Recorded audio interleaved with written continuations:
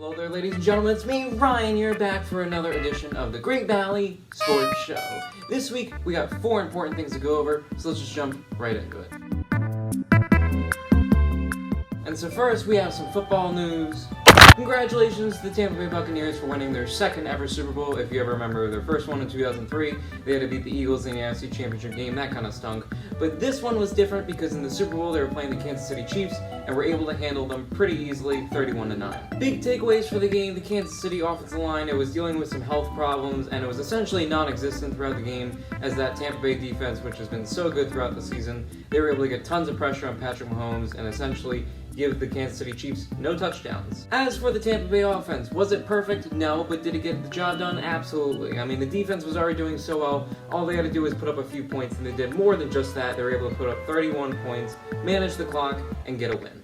So once again, congratulations to Tampa Bay for winning. As for the Super Bowl, well, the halftime show, it got some flack for some audio quality, and then for ratings, it's been the worst since 2007, most likely to do with the coronavirus. And now over to some Sixers news. They are still in first place in the Eastern Conference after playing 3 games in the past week. The first one they were able to handle against the Hornets, and then the second one, pretty bad loss against the Trailblazers, but good news for them because they were able to come back against the Nets and have a big win over them, even though the Nets did not have Kevin Durant. As for that Nets game, there was some great news for the Sixers as Ben Simmons was able to just lock down that Nets offense.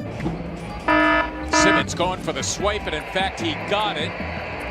Ben, slamming for 2 off the break. Take that, Tyler Johnson. Lock down James Harden in the second half, and overall lead to a comfortable win for the Sixers. And as for last night's game against the Kings, it was a late one, and as we're recording this, it hasn't happened yet. But post-editing Ryan put the game right here. So if you want to watch more Sixers basketball, this week is going to be a doozy. Because tomorrow, playing against the Trailblazers, that game's going to be pretty late. Then Saturday, we have to play a game against the Suns. And then finally, to end out this week, Monday is against the Jazz. And now we got to go over to some Flyers hockey. And as for the Flyers, well, I've got one word. It's Boston. I mean, against Boston, we're 0-2-2. That means 2 losses in regulation and then 2 losses in overtime. I mean, what the heck?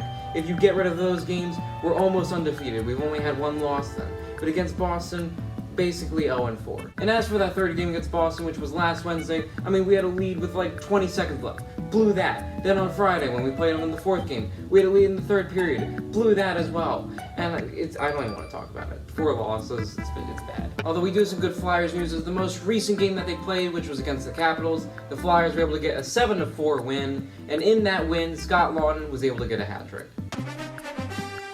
Gustafsson this way, now Farabee out in front. Gustafsson, shut down by Vanacek, they score! Scott Laughton picks up the loose change and cuts the lead in half. Jensen, who taps it along off the stick, and they score!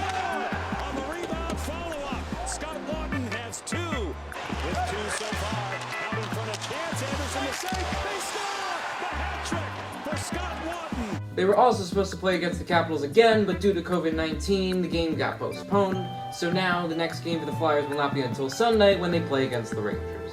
And final piece of news, this week's Black History Month player is Serena Williams. And while her career may not be over yet, her lifetime stats are already ridiculous. I mean, she has 39 total Grand Slam victories. She has 23 in singles. She's an additional 14 with her sister Venus, and then another 2 in mixed doubles. All on top of that, she also has numerous gold medals from prior Olympics. Serena Williams is not just great on the court, but she's also amazing off the court, as she's helped donate and spread awareness to causes like AIDS and HIV, abuse, civil rights, education, gender equality, the bushfires in Australia, and even as of most recent, she's helped donate for coronavirus masks. And that's not all that Serena Williams has done. She has also done so many other things. The list is giant, but just due to the time we have on the sports show, I can't go through all of it. And speaking of time in the sports show, well, that's all we have time for this week. Make sure you tune in next Wednesday where we're not going to be getting football action, get out of here, but we will be getting more Sixers action, more Flyers action, and another black athlete in honor of Black History Month. But until then, goodbye everyone.